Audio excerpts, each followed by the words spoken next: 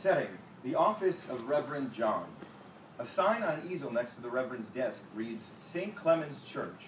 Today, Thatcher funeral, noon. The Reverend is reviewing for the funeral service. He stops to say a reflective prayer. Lord, as I tend your flock this day, help me to know the words to say, to reach them and teach them and preach the way. His friend and parishioner Mark burst through the door, looking harried and desperate. Mark, welcome. How's the new novel coming, Mark? Mark? Mark, you look terrible. What's the matter, friend? Take a breath. Take a moment to unwind. There's a sorrow in your face I cannot comprehend. Grab a chair. Won't you share what's on your mind? Punch, brothers, punch with care. Punch in the presence of the passenger. When it's time to collect the fare. Punch in the presence of the passenger. I'm afraid I don't quite understand. I was sitting down for breakfast with a paper in my hand. I was following my usual routine. And I'm leafing through the pages till my eyes abruptly land on the most bewitching rhyme I'd ever seen. The rhyme went, punch, brothers, punch with care. Punch in the presence of the passenger. When it's time to collect the fare. Punch in the presence of the passenger. Passenger? Like a passenger? Collect the are you going on a train?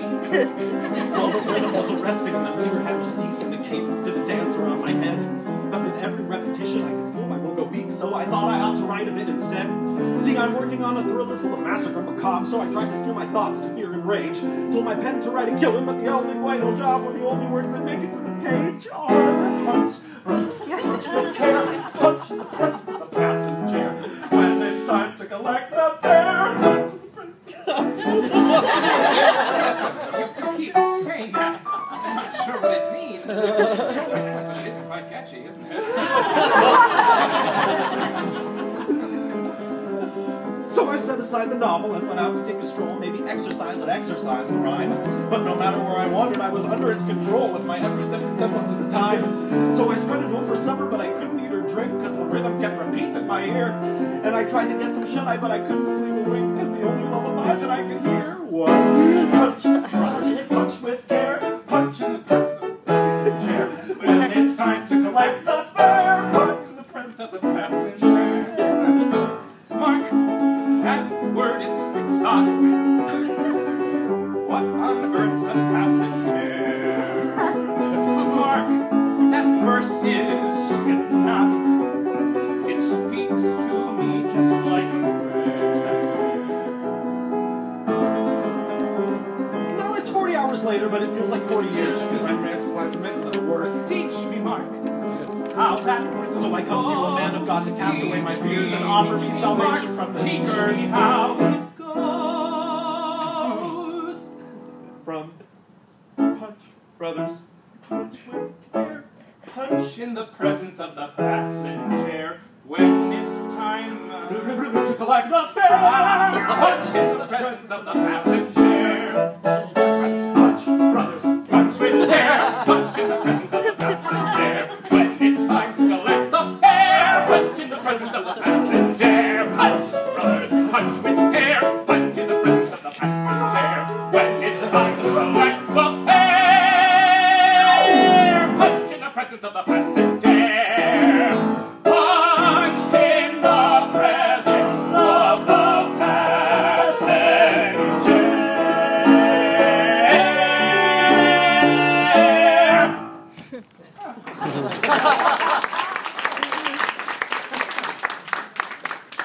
It's gone. It's gone. I'm free. Thank you. Thank you. Oh, well, thank you, John. You have renewed my faith. I won't miss another service. Thank you, friend. Scene change. Later, the funeral service. We continue in our hymnals on page 113 with prayer for the departed. I saw the winging of the dove. I saw the winging of the dove, ringing a prayer from high above, to tend us and mend us and send us long by way of the Lord, by way of the We are gathered here today to mourn the dearly departed Christopher Thatcher, beloved brother, half-brother, neighbor, and librarian. Christopher was, well, to be fair, I didn't know him, but he certainly seemed to be on the right track.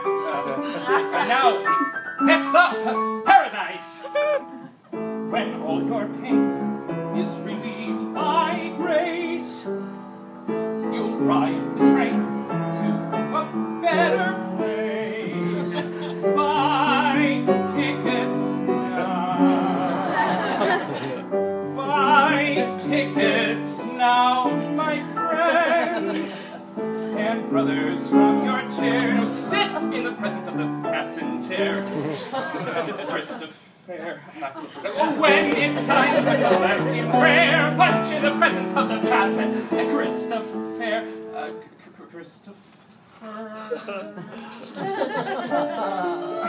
And now, a word from you, madam. I'm Martha Quimby, and I used to visit Christopher at the library every other Thursday. He was my favorite librarian. When Chris was at work, I'd lurk and scout, see books weren't all that I'd check out. Non-fiction, no fiction, his little part. I should have been there. I should have been there. Thank you. Now, where was I? Yes. With any luck, you will meet the Lord. Once the conductor shouts, all aboard! Buy tickets. Punch, brothers, punch in prayer. Punch in the presence of the Christopher. When it's time to collect, collection basket?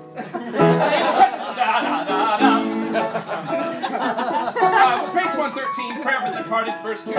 You know how it goes.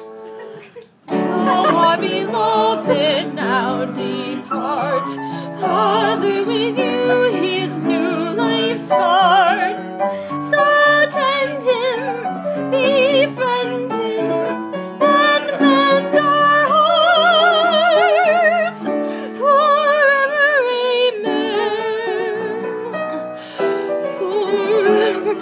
Reverend, I have to know, were you with him at the end? I was, Oh, good. Then you can tell us. What were his final words? He said all he could say was punch, brothers, punch with hair, punch in the presence of the passenger. When it's time to collect the fare, punch in the presence of the passenger.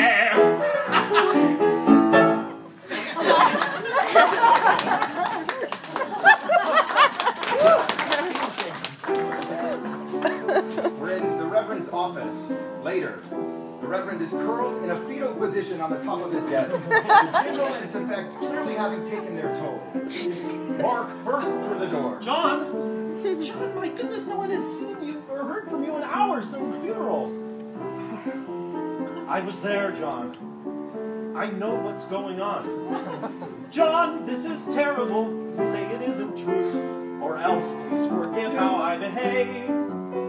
It seems that my affliction simply hopped from me to you, but I may know a way you can be saved. You see, it's quite simple. I was cured when you caught the bug. So you just have to pass it along to someone else. No, Mark, I couldn't do that. I punch, have faith, the Lord will collect me. Each pious man knows that he serves a bigger plan. Though God has blessed us, he's sure to test us. It's only fair. This is a cross I have to bear. I can't forsake it. No, I can take it. Surely there's no Christian way to cure it. I've been called by heaven to endure it. It's just a little jingle. Just a little jingle. When under stress, a fellow's life might be a mess, but it's disaster when he's the pastor. It's just a rhyme, you'll see in time. It's no great crime that you have passed it. Once you've been spared it, don't give up, 'cause nothing is impossible. Maybe you've been called to preach the gospel. The gospel of the jingle. Just a little jingle. No, I don't know, Mark. I can't willingly pass this nonsense off to someone else. And yet, it is unbearable. You've got to choose. It's spread the news or sing the blues. To give's a virtue. Your pride will hurt you. Self-concern And charity will mingle. Oh, my conscience might begin to tingle. Think of giving gifts like old Kris Kringle. It's just a little jingle.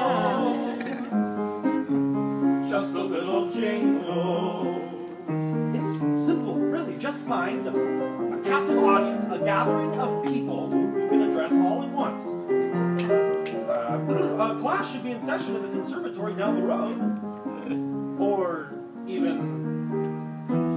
Ladies and gentlemen, if you turn to the back of your program, you'll find the words for a most unforgettable little ditty. We invite you to sing along with us.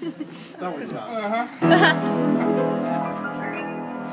Punch, brothers, punch with care. Punch in the presence of the passenger. When it's time to collect the fare, punch in the presence of the passenger.